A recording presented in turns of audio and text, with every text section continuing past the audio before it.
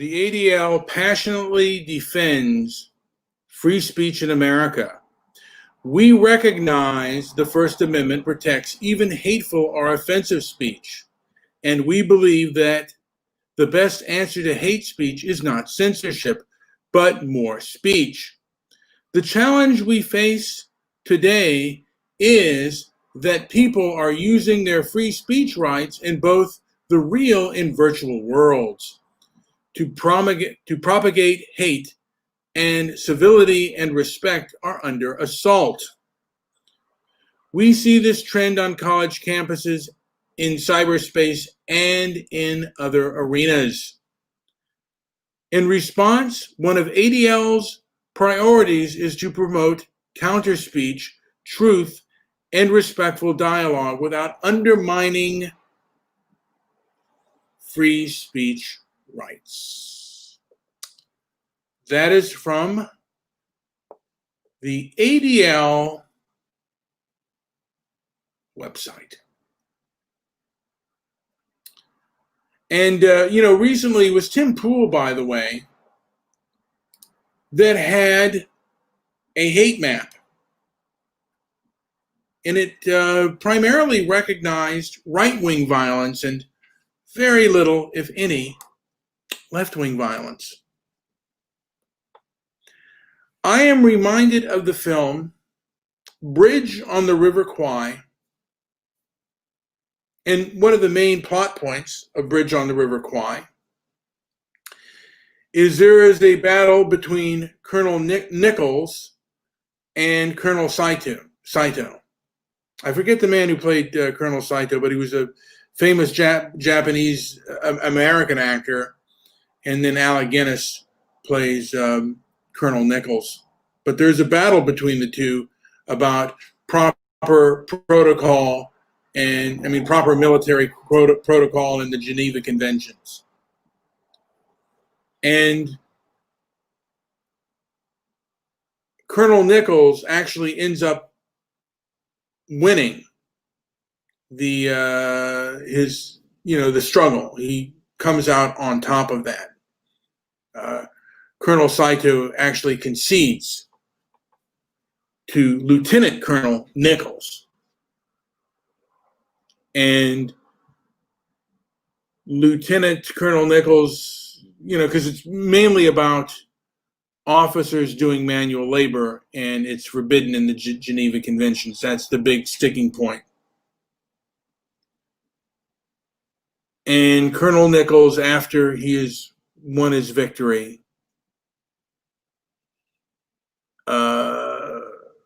decides that, hey, you know what, officers will help out to an extent, and we will, the leadership and stuff, we will get, we will try to get this bridge done on time. And because, Colonel Saito,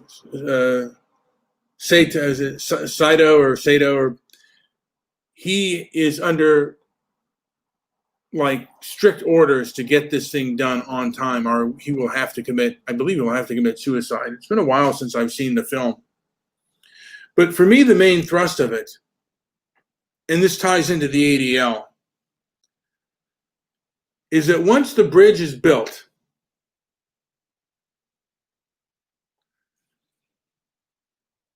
they're so proud. He's so proud of that bridge. And he's overcome with absolute ego and pride that when his British comrades and allies come back to blow the bridge up, he actually sides with the Japanese enemy and tries to stop them.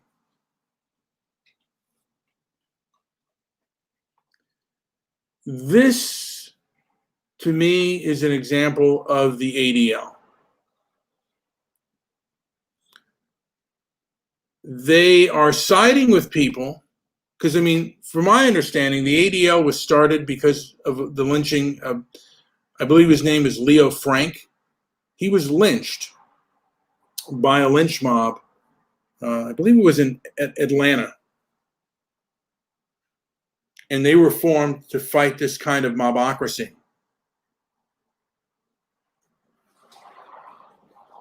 And bring attention to it. And bring attention to the rule of law.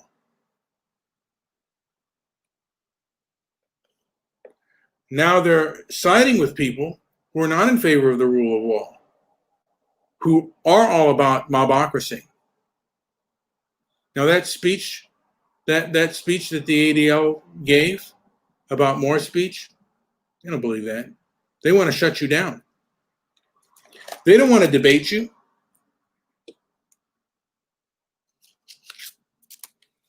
Recently, Black Lives Matter attacked Adam Strzok and his followers from the Walk Away movement. Absolute violence. Is that acceptable? Here's another question that we can't talk about, and I don't know if it's true or not, but is South Africa a racial vendetta nation?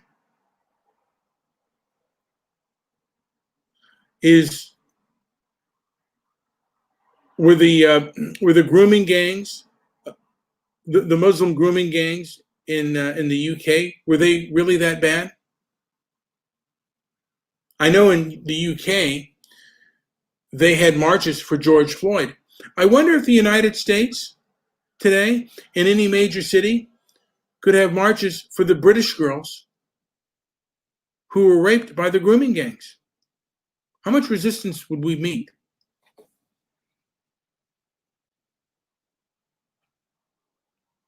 Anytime you have a Blue Lives Matter or any conservative movement, you're met with very heavy and physical resistance. Does the ADL say anything? Do they recognize certain things? Maybe I'm wrong. But it seems like they're so far to the left and they're so entrenched in their own ways. I want to say hello to Darren. I don't know if he's fasting like I am. This will be, by the way, my second day of fasting. And I was hungry, but I drank some green tea and I just waited a little bit and now I'm not hungry anymore. I hope this continues. I've only lasted 5 days, but it's a good thing to be disciplined, particularly in the world that we're living now. You want to, in my opinion, be strong enough to not, like, the less food you need, the less anything you need, because a lot of things right now are controlled by very authoritarian people, the authoritarian left, in my opinion. And, you know, if you have the means to do so, it might be a good idea.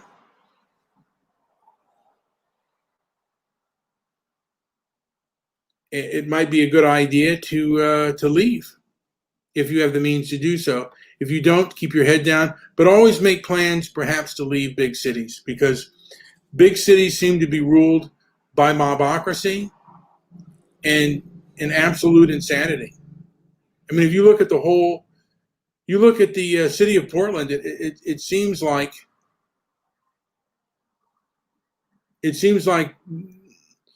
the majority of the people there are just under the spell of leftism, and they don't see the destructive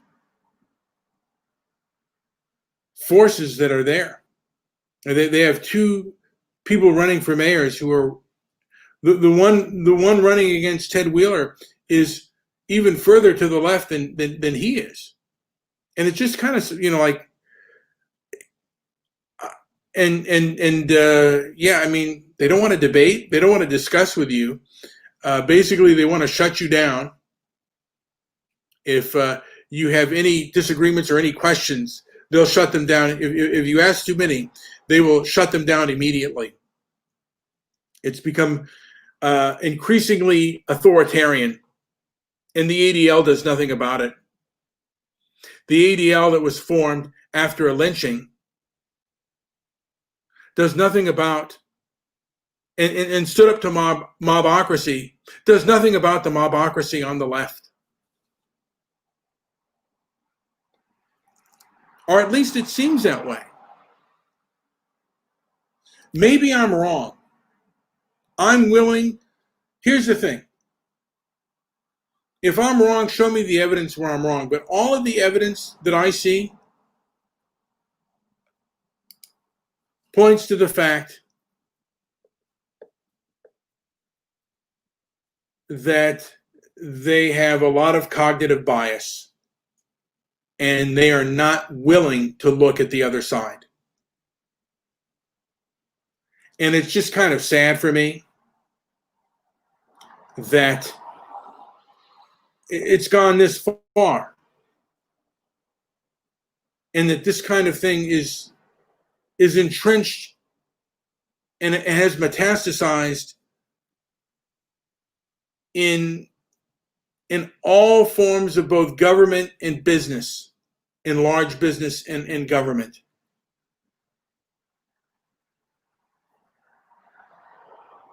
And I don't know exactly what to do about it.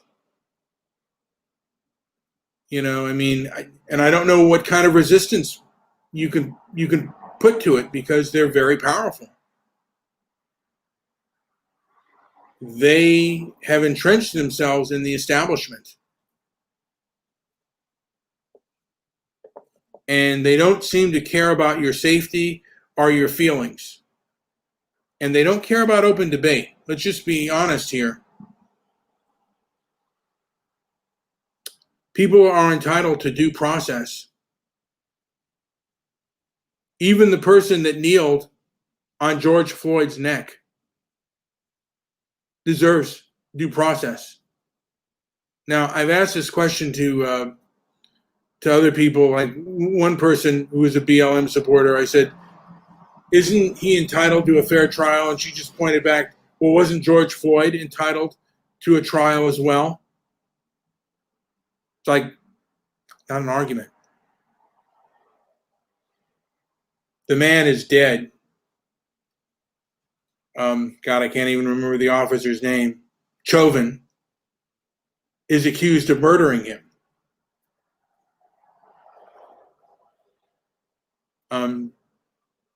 Is there any fact of evidence that that may not be true, even though what you see on tape looks brutal? Can we examine all of the facts? Are we allowed to do that? Or should we just string him up right now and hang him?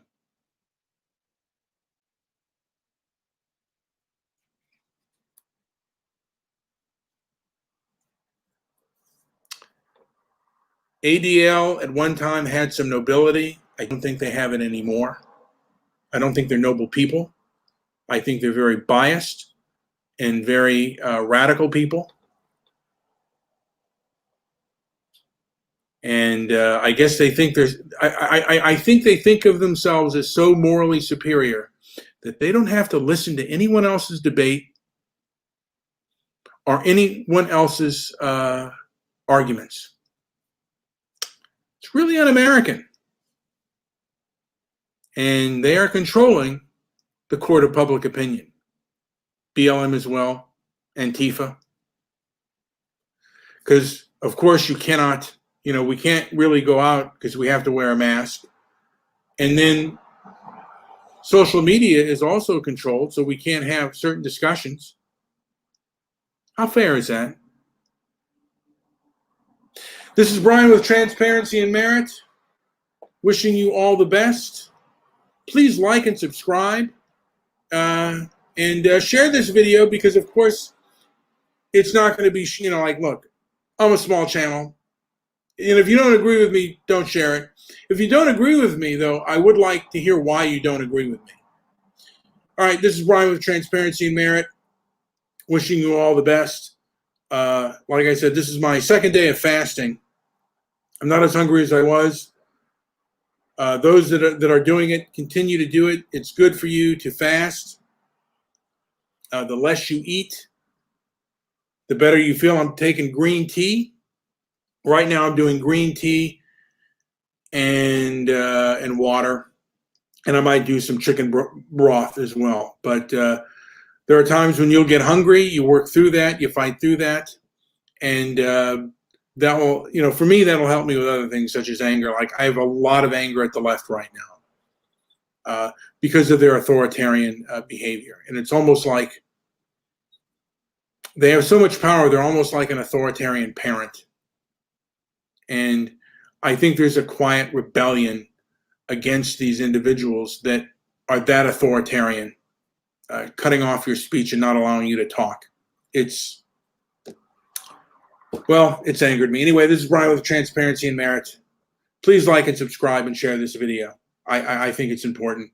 And I think it's important that freedom of speech and freedom and the right to debate should not be infringed under any circumstances. And there needs to be 230 reform because, in my opinion, the reason we have an internet is for other people to speak and speak their mind. And I believe the ADL is undermining that. I could be wrong. If I'm wrong, please tell me I'm wrong. Thank you and have a good day.